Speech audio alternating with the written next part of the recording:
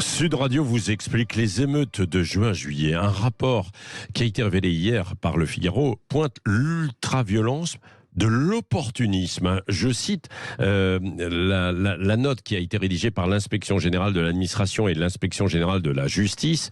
Les émeutes apparaissent comme une grande jacquerie, entre guillemets, gratuite d'opportunisme qui trouve sa source dans l'influence de groupe, la curiosité et la recherche d'adrénaline. On va en parler avec Reda Didi, qui est cofondateur de l'association Graines de France, dont l'objectif est de faire se rencontrer et dialoguer des policiers et des jeunes des quartiers prioritaires de la ville. Bonjour Reda Didi.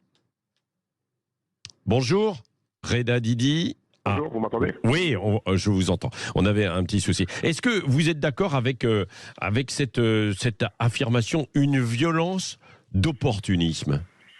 Oui, on l'avait pointé du doigt dès le début, qu'il y avait eu un mélange, et de l'opportunité sur les différentes émeutes et notamment les participants aux émeutes courant juin.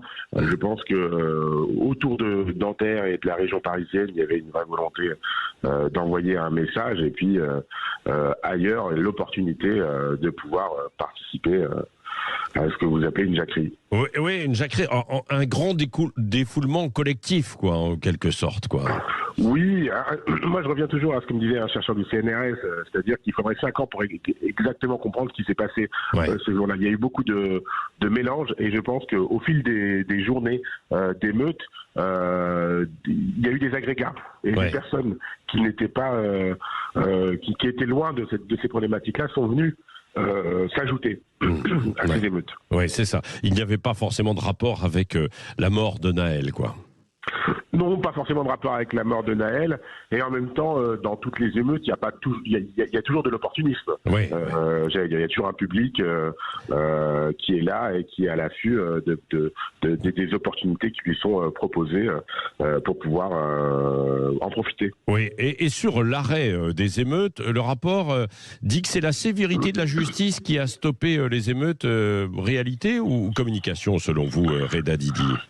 Ah non, je pense que il y a une partie de réalité, c'est-à-dire que quand vous avez un tiers des effectifs policiers qui sont sur le terrain un soir, ça a du poids. Si on n'arrive pas à arrêter les émeutes avec entre 40 et 50 000 policiers déployés sur le territoire, on va avoir un sujet.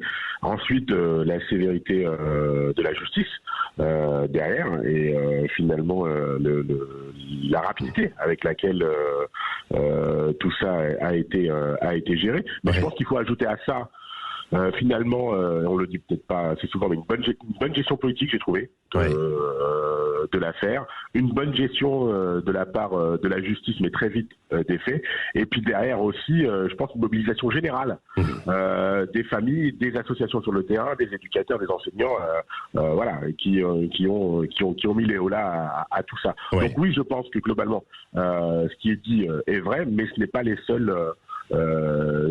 C'est pas les seuls agents qui ont permis l'arrêt de ces émeutes. Oui, alors Reda Didi, vous travaillez avec votre association Graines de France à la rencontre et au dialogue entre des policiers et des jeunes des quartiers prioritaires des villes.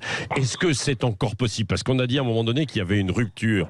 Comment faites-vous pour essayer de renouer le lien alors ? C'est toujours possible, on est en démocratie, et nous, notre travail est de créer des espaces de dialogue sécurisés entre les habitants et la police, ou entre les jeunes et la police. Et on s'y prend d'une manière maintenant méthodique qui mêle du théâtre, de l'écriture, avec des écrivains, du sport de haut niveau et de la libération de la parole. Et avec tout ça, on arrive à créer ces espaces de dialogue où les uns et les autres viennent dire leur vérité, viennent dire ce qu'ils ont vécu, viennent dire ce qu'ils ressentent par rapport à tout ça pour essayer de travailler à un avenir meilleur. Est-ce que certains parlent de regret d'avoir participé en fait à ces émeutes, à ce grand défouloir, comme je disais en fait tout à l'heure? Oui, bien sûr, certains là-dessus, mais et en même temps, d'autres se questionnent encore sur ce rapport qu'ils peuvent avoir avec les policiers. Oui. C'est-à-dire qu'ils se questionnent, c'est-à-dire que ils disent comment en est-on arrivé là, c'est ça ? C'est ça, comment en est-on arrivé là? Il y a une demande de sécurité dans ces quartiers populaires. Il y a une demande de cadre.